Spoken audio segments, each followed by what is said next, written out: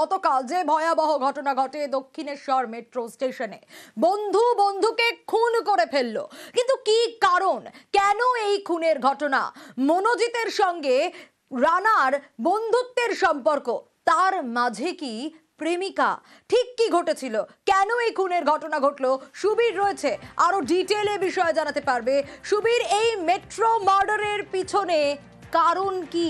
কেন এই ঘটনা ঘটলো, কেন খুন?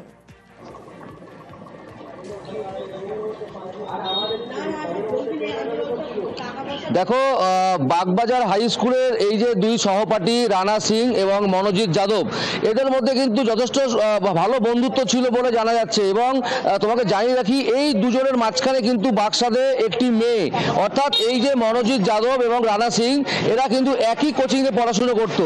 এবং সেই জায়গা থেকে এই যে এবং সেখানে পড়াশুনো করতে গিয়ে রানা সিংয়ের সঙ্গে একটি মেয়ের ভালোবাসার সম্পর্ক তৈরি হয়। এবং সেই জায়গা থেকে কিন্তু যেই মেয়েটির সঙ্গে ভালোবাসার সম্পর্ক তৈরি হয়, তার সঙ্গে পরিচয় করিয়ে দেয় মনোজিৎ যাদবের সঙ্গে রানা সিং।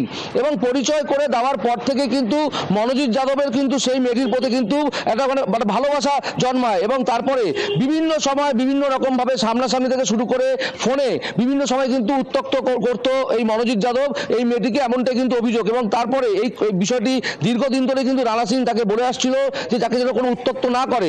তারপরেও কিন্তু এই উত্ত্যক্ত করার ঘটনা, এবং গতকাল যখন স্কুল থেকে ফিরছিল তখন বড়নগর এবং দক্ষিণেশ্বর স্টেশনের মাঝখানে মেট্রোর মধ্যেই এদের মধ্যে কিন্তু তর্কাতর্কি